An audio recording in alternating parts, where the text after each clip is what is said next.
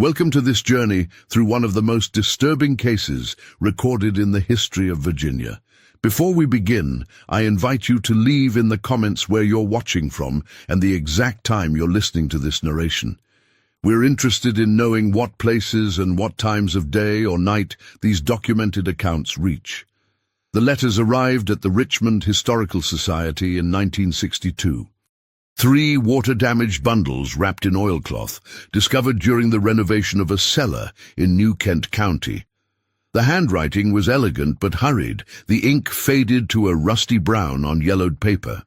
According to the accompanying note from the construction foreman, the packages had been sealed behind a false wall, alongside a small wooden box containing a silver locket and several buttons made of bone.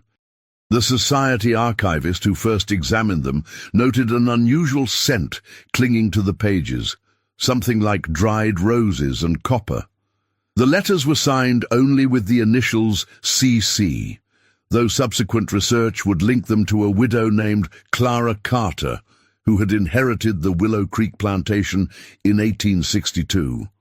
What began as a routine cataloguing of Civil War-era correspondence would soon reveal something far more disturbing, a case that remained buried in academic archives for decades, mentioned only in footnotes of obscure historical journals until 1965, when the documents were mysteriously removed from public access. The Willow Creek Plantation stood 17 miles east of Richmond, nestled between rolling hills and dense Virginia woodlands. The main house was a 3-story federal-style mansion, with 6 white columns supporting the front portico, surrounded by 12 worker cabins arranged in a semicircle behind the kitchen gardens. County records indicate the property encompassed 4,200 acres of tobacco fields, stretching to the banks of the Chickahominy River. The estate had been established in 1784 by Jeremiah Carter, who had made his fortune in shipping before turning to agriculture. By 1862, the plantation had passed through 3 generations of Carter men, finally coming under the sole ownership of Clara Carter after her husband Thomas died from typhoid fever in April of that year. The first accounts of unusual activities at Willow Creek began to appear in the summer of 1862. According to a letter written by Reverend James Whitfield of the nearby St. Mary's Parish, he had been summoned to the plantation to discuss funeral arrangements for Thomas Carter, only to find the widow unnaturally composed and primarily concerned with confirming her complete legal authority over the estate and its 37 residents. The Reverend noted that while most widows requested prayer meetings or spiritual guidance, Mrs. Carter instead inquired about the theological concept of dominion and whether Scripture granted property owners complete authority over their holdings. Whitfield wrote to a colleague that he left the meeting feeling a most peculiar unease, as though I had been measured for some purpose I could not discern. What makes the Willow Creek case particularly unsettling is not just the nature of the events that followed, but how thoroughly they were concealed from public knowledge. While neighboring plantations maintained regular communication and social visits, Willow Creek became increasingly isolated after Thomas Carter's death. The record shows Clara Carter cancelled her standing invitations to Richmond Society functions, declined calls from neighboring families, and dismissed the white overseer who had managed the plantation for 14 years, declaring she would handle all matters personally. According to county tax records, she did, however, make one significant change to the estate's operations, selling off most of the female workers to plantations further south, while purchasing additional male workers from farms that were struggling financially as the Civil War intensified. By autumn of 1862, Willow Creek maintained a population that was highly unusual for plantations of that era. 34 male workers between the ages of 20 and 35 years, and only 3 older women who served in the main house. The records indicate Clara Carter personally selected each new acquisition, sometimes traveling as far as 80 miles to inspect potential transfers. A notation in the ledger of labor trader Wilbur Hammond observes that Mrs. Carter was exceedingly particular about physical condition, rejecting several sound workers in favor of others despite the higher cost. The sole surviving account from someone inside Willow Creek during this period comes from Ezekiel Johnson, one of the 3 house servants who managed to leave in December of 1862. His testimony, recorded by a Union Army officer in 1865 and preserved in military archives, describes how the normal operation of the plantation began to change in subtle ways after Thomas Carter's death. The field workers were required to follow unusual daily routines upon returning from the tobacco fields, practices uncommon for the time, and were issued new clothing of finer quality than typically provided. More concerning were Johnson's descriptions of the selection nights that apparently occurred every second Sunday, when Clara Carter would summon all the men to the front lawn of the main house after dark.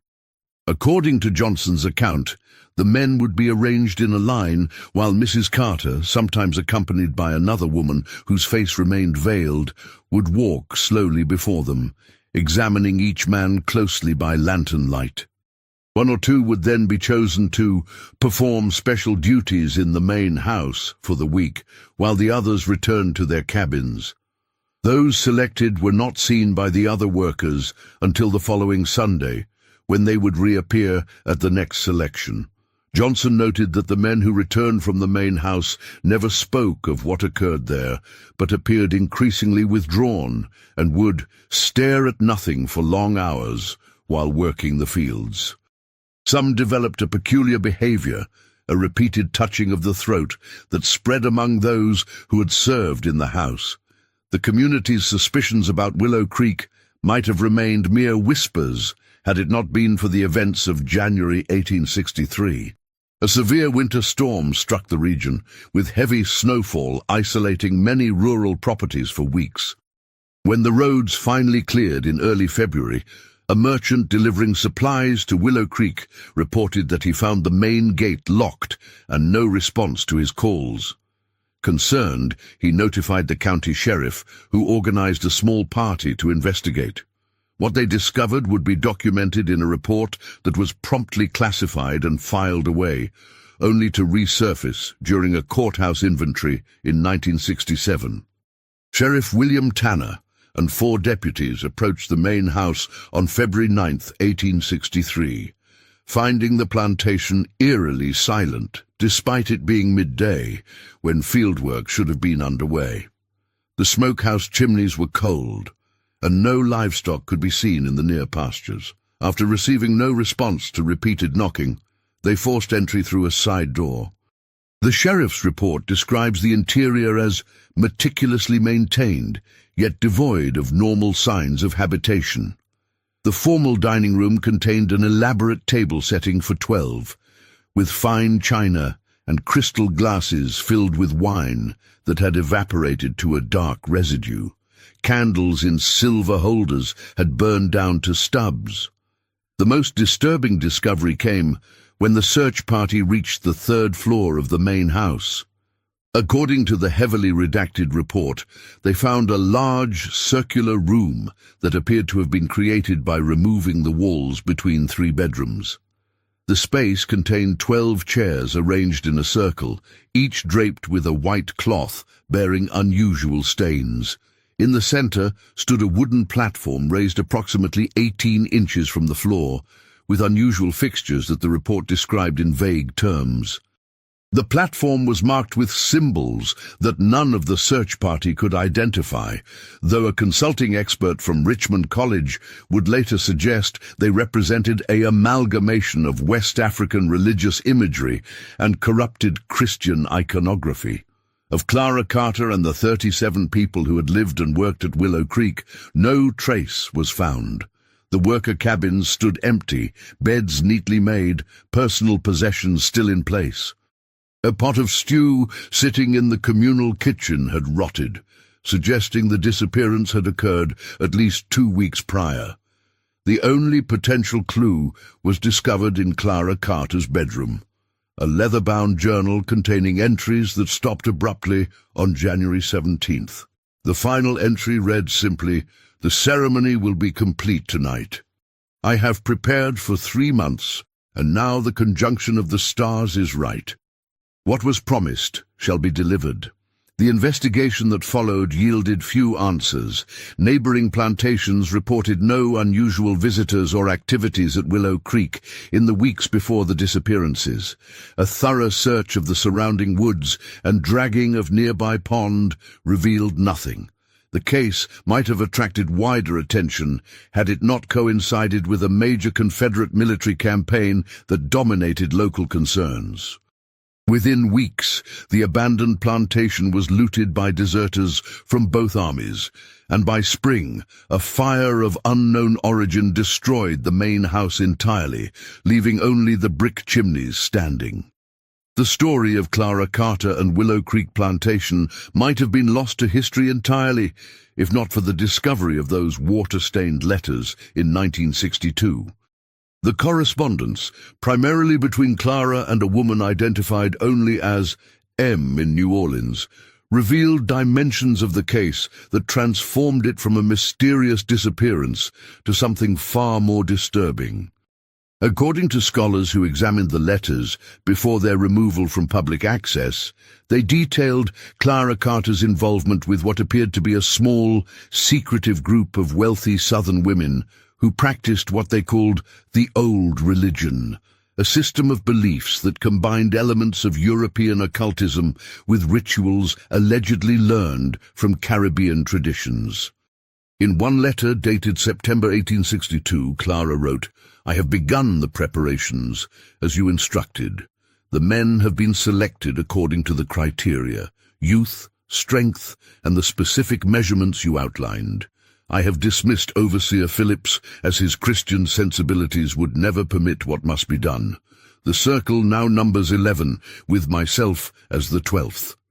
3 have proven particularly receptive to the procedures and have progressed to the second level of preparation." Historical researcher Marianne Woodward, who spent 3 months studying the letters in early 1963 before their sudden reclassification, published a single academic paper suggesting that Clara Carter had been inducted into a group that practiced a form of esoteric ritual, where wealthy women used their social position to subvert the typical power structures of Southern society. We await only your arrival to begin the ceremonial practices. Another fragment, dated November, mentioned that the men demonstrate the expected resistance at first, but the tincture you provided renders them more compliant. Woodward's paper was rejected by 3 historical journals before being published in an obscure anthropological quarterly, where it attracted little attention. 6 months later, Woodward accepted a teaching position in Switzerland and never returned to the subject. The final piece of the Willow Creek mystery emerged in 1968, when construction of a highway bypass 17 miles southeast of Richmond uncovered a site containing the remains of 34 adult males. According to the limited forensic examination conducted before the site was hastily paved over, the remains had been arranged in an unusual formation that investigators found difficult to explain. At the center of the arrangement was another body, identified by dental records as Clara Carter. The official report listed the cause of death as undetermined, though unofficial notes from the county medical examiner mentioned unusual markings and evidence suggesting they had been preserved in some manner before burial. Perhaps most disturbing was the examiner's observation that all 34 male remains had been positioned in a distinctive manner that appeared deliberate and ceremonial in nature. The case was officially closed in 1969, with the deaths attributed to unknown natural causes, possibly disease. The discovered remains were removed to an unmarked section of Hollywood Cemetery in Richmond. No descendants of the Carter family came forward to claim Clara's remains, and records indicate that the plantation land was eventually sold at auction to cover unpaid taxes. Today, a suburban development stands where Willow Creek once operated, with no historical marker to indicate what occurred there. The only physical reminder of the estate is a small collection of artifacts housed in the basement archives of the Virginia Historical Society. A silver locket containing a miniature portrait of a severe-looking woman with pale eyes, 3 bone buttons, and a single page from Clara Carter's journal, the rest having been destroyed in a storage fire in 1972. Historians and folklorists have offered various explanations for the events at Willow Creek. Some suggest that Clara Carter, suddenly freed from the constraints of marriage in a society that offered women little autonomy, simply descended into unusual behavior, perhaps influenced by the extreme social stresses of the Civil War. Others point to the letters as evidence of a wider network of secret practices that may have existed among certain circles of the Southern elite, hidden beneath the veneer of Christian propriety. A few researchers have suggested a more mundane explanation, that Clara Carter and her workers simply fled the advancing war, perhaps heading west, and that the discovered remains were unrelated to the plantation's inhabitants. What makes the Willow Creek case particularly unsettling is not just the mysterious circumstances of the disappearances, but how effectively the story was suppressed for over a century. When researcher Daniel Freeman attempted to locate the original Carter letters in 1978 for a book on unusual Civil War-era incidents, he was informed they had been transferred to the National Archives in 1965. The National Archives, however, had no record of receiving them. Freeman's subsequent Freedom of Information Act requests were denied on grounds that no such documents existed. His appeal noted that he had photocopies of Marianne Woodward's original research notes referencing the letters, but this evidence was deemed insufficient to establish the existence of the requested materials. The most recent development in the Willow Creek story came in 1984, when an elderly woman in New Orleans contacted the Virginia Historical Society claiming to possess additional correspondence related to Clara Carter. According to the Society's visitor log, a curator traveled to Louisiana to meet with the woman, but no record exists of what was discussed or whether any documents were acquired. The curator, Dr. Thomas Blackwood, retired unexpectedly the following month and moved to Arizona, where he declined all requests for interviews until his death in 1989. Today, the Willow Creek Plantation exists primarily as a footnote in specialized studies of Civil War-era Virginia. The site itself has been completely transformed by suburban development, with no physical evidence remaining of the events that transpired there in the winter of 1862. What happened to Clara Carter and the 34 men under her authority may never be fully understood.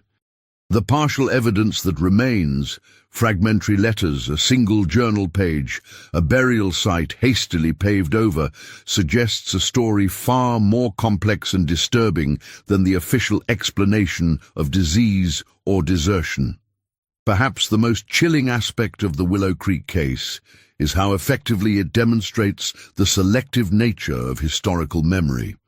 Events that contradict the preferred narratives of an era can be systematically erased, not through elaborate conspiracy, but through the simple mechanisms of bureaucracy, misplaced documents, rejected academic papers, and the natural human tendency to rationalize the inexplicable. The story of Clara Carter, a widow who may have used her position to exert unusual influence over those she considered under her authority, who may have been involved in ceremonies that inverted but ultimately reinforced the strict hierarchies of her time, challenges comfortable assumptions about the past. For those who study the darker corners of American history, Willow Creek represents not just an unsolved mystery, but a reminder of how much remains hidden beneath the surface of official narratives. The 34 men who disappeared from the plantation that winter night, whose names were recorded only as property in ledger books that have long since crumbled to dust, represent countless stories that will never be fully told. Their final experiences, whatever they may have been, remain locked in a silence that no historical investigation can penetrate. The land where Willow Creek stood continues its quiet existence.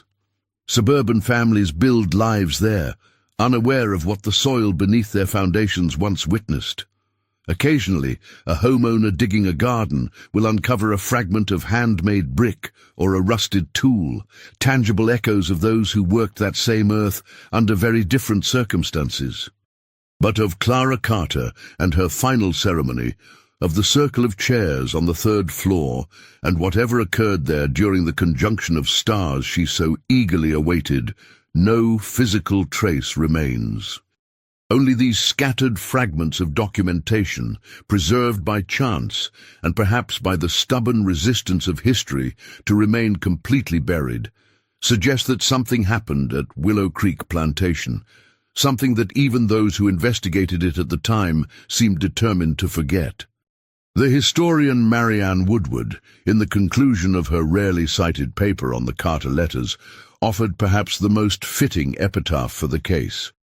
What occurred at Willow Creek may represent not an aberration, but rather an unusually visible manifestation of the power dynamics that underpinned the entire plantation system, a system in which people were treated as commodities, and the boundaries between ownership of labor and ownership of personhood became fatally blurred. In this light, Clara Carter's apparent ceremonies, whatever their specific nature, can be viewed as merely a more explicit expression of the social structures that were present, if usually unspoken, throughout the society in which she lived. In 1975, a doctoral student named Rebecca Marshall discovered a series of newspaper clippings preserved in the personal collection of former Sheriff William Tanner while researching law enforcement practices during the Civil War. Among them was a small article from the Richmond Examiner dated March 1863, describing an unusual weather phenomenon reported by travelers along the Old Church Road, the same route that would have led to Willow Creek Plantation.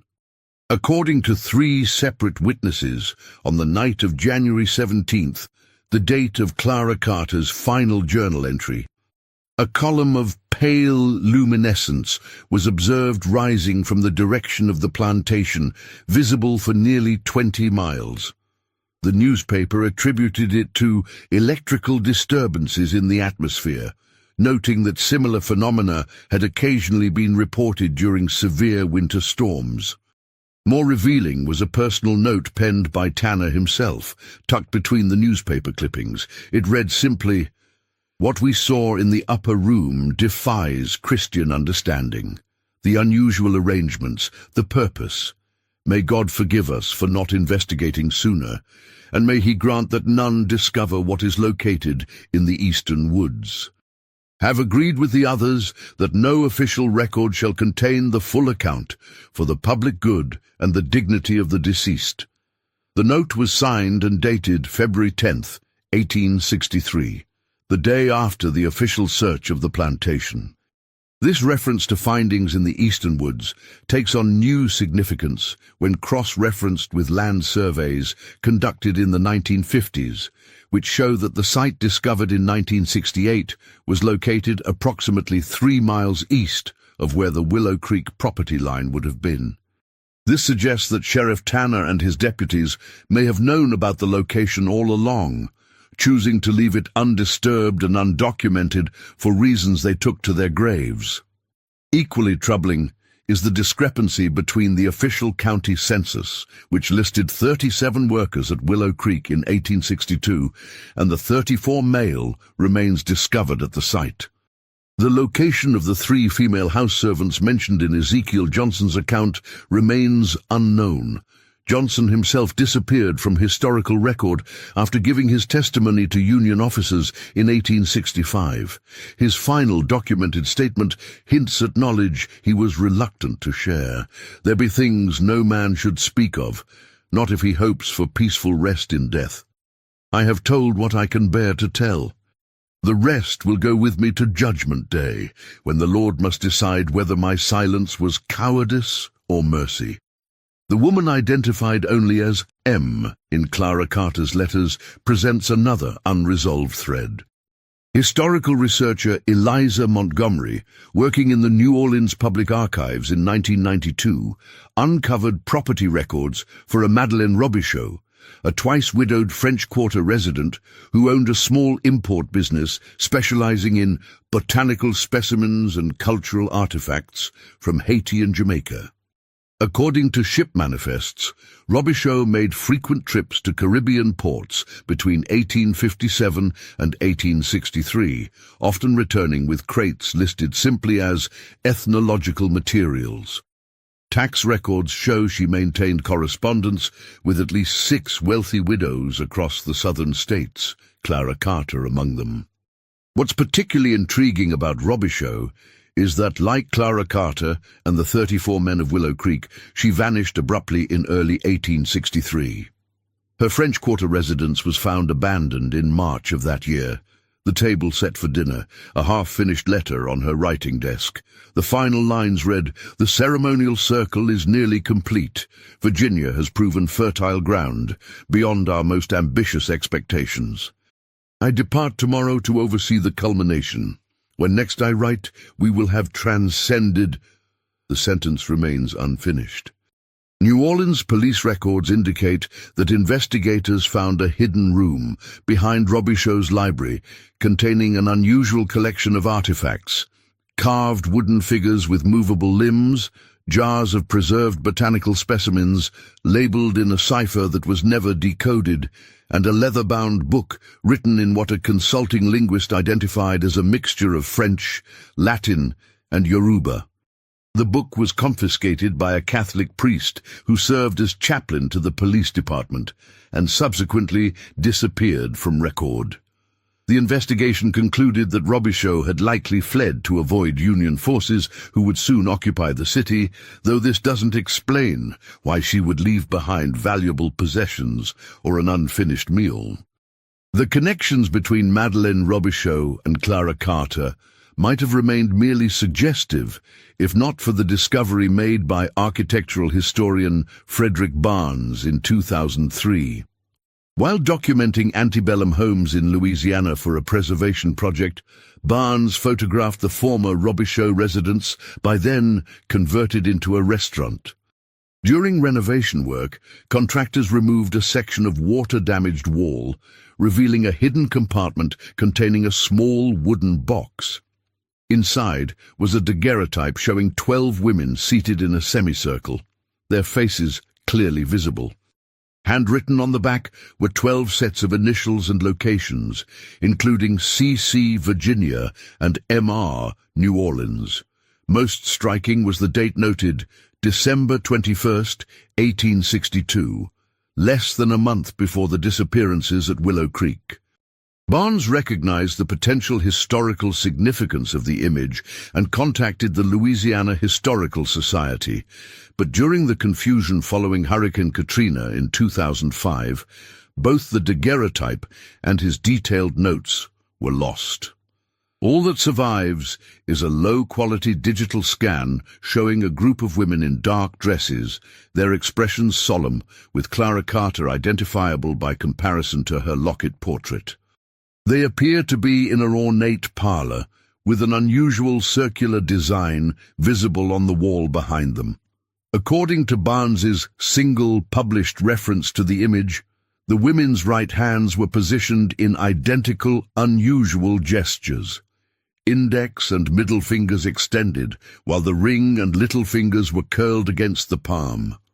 This tantalizing evidence suggests that whatever occurred at Willow Creek Plantation was not the isolated action of a disturbed widow, but part of a coordinated effort involving women across multiple southern states.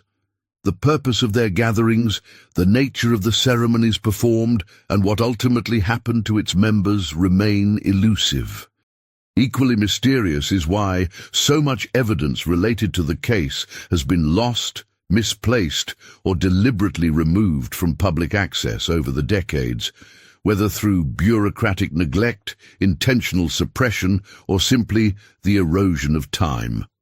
In 1998, forensic anthropologist Dr. Elena Vasquez attempted to examine the remains from the burial site, by then relocated to an unmarked section of Hollywood Cemetery.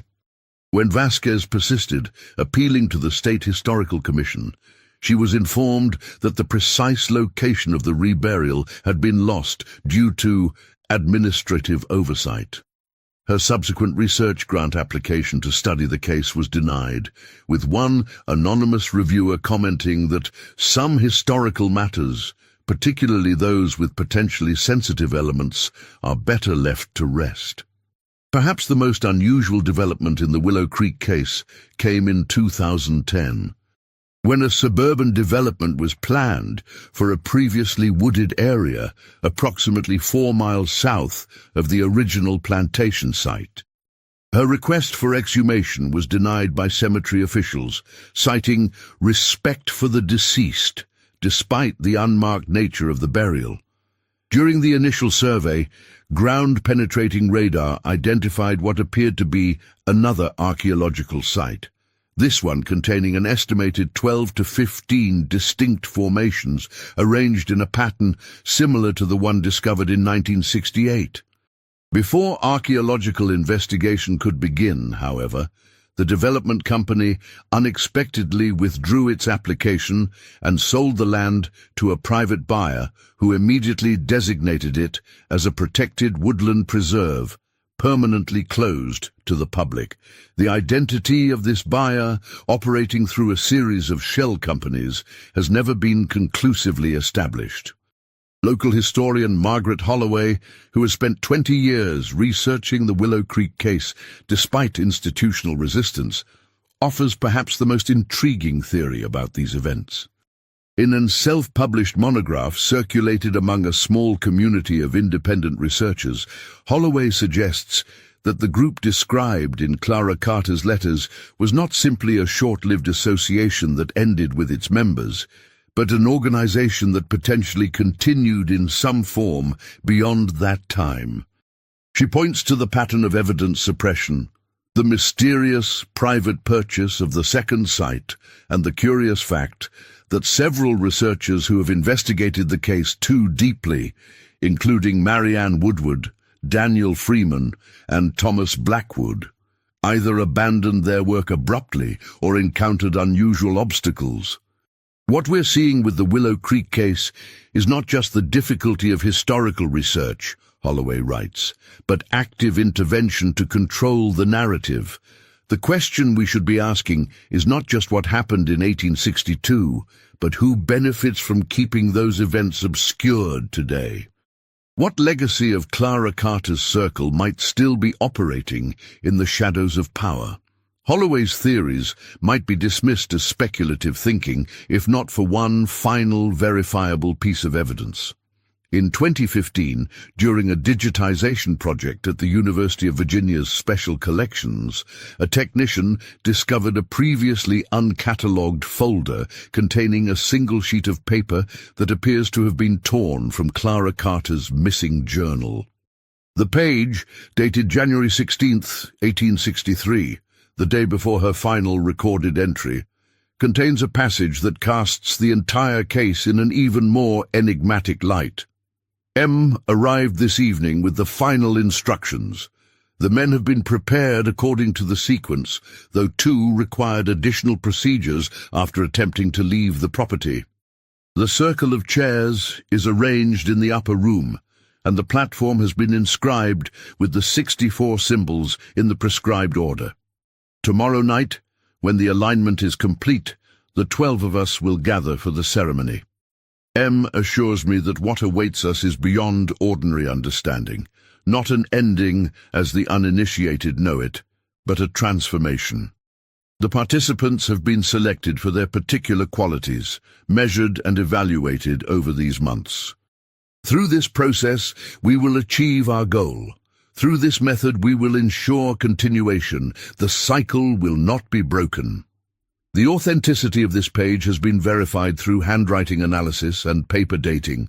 Its implications, however, remain open to interpretation. The references to participants, transformation, and particularly the phrase, "through this method, we will ensure continuation," suggest something far more complex than previously understood. When combined with the arrangement of the site, the missing records of the 12 women, and the recurring pattern of 12 and 34 across the case, it presents a historical puzzle that has defied conventional analysis. Those few academics who have acknowledged the Willow Creek case typically frame it as an example of the extreme psychological pressures of the Civil War era, a time when social structures were collapsing and individuals, particularly those like Clara Carter, who suddenly found themselves in positions of unchecked authority, might act in ways that reflected the broader moral distortions of the slave system itself.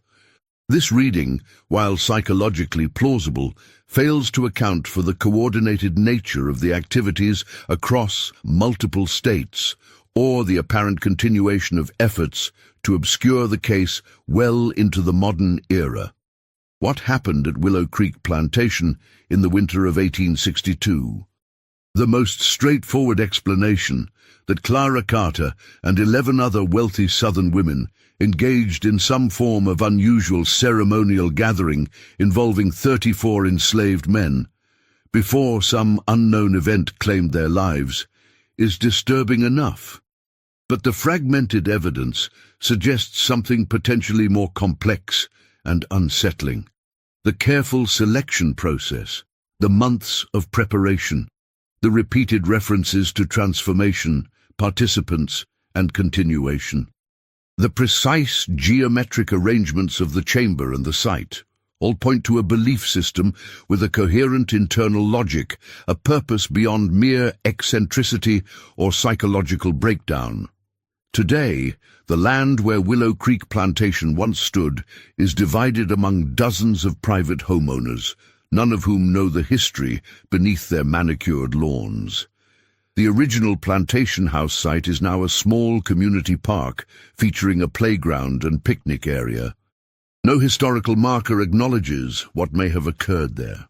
The burial site, discovered in 1968, lies beneath the eastbound lanes of Interstate 64, with thousands of cars passing over it daily. The second potential site remains protected behind high fences marked only with private property signs, its exact location obscured from public maps. Every few years, a new researcher stumbles upon fragments of the Willow Creek story and attempts to piece together a coherent narrative, only to encounter the same pattern of missing documents, institutional resistance, and dead ends that have characterized investigations for over a century. Some abandon their work. Others, like Margaret Holloway, persist on the margins of academic legitimacy, self-publishing their findings to small audiences of specialized researchers. None have managed to bring the full story into mainstream historical consciousness. Perhaps the most chilling aspect of the Willow Creek case is not what we know, but what remains hidden, and the possibility that this is not by accident, but by design. If Clara Carter's final journal entry is to be believed, she and her 11 associates were not planning an ending, but a beginning. Through this method, we will ensure continuation. The cycle will not be broken. Whatever meaning those words held for the mistress of Willow Creek, they echo across time as both promise and warning. A reminder that some chapters of history resist closure, that some circles, once drawn, are not easily broken. In 2018, a homeowner in the subdivision now covering part of the former Willow Creek property reported an unusual discovery while digging a garden pond in his backyard. Approximately 3 feet below the surface, he uncovered a small silver object that he initially took for a coin. Cleaning revealed it to be a button made of polished bone, with a tiny symbol carved into its surface, a circle containing 12 radiating lines. The homeowner posted a photograph of the artifact on an online forum dedicated to Civil War relics, asking for identification. Within 24 hours, the post was removed by moderators for violation of community guidelines. When other users inquired about the deletion, they received no response. The homeowner, contacted by a local journalist investigating the incident, claimed he had been visited by someone claiming to represent a historical preservation society who offered to purchase the button for an undisclosed sum. He accepted, signed a non-disclosure agreement, and has declined all further comment.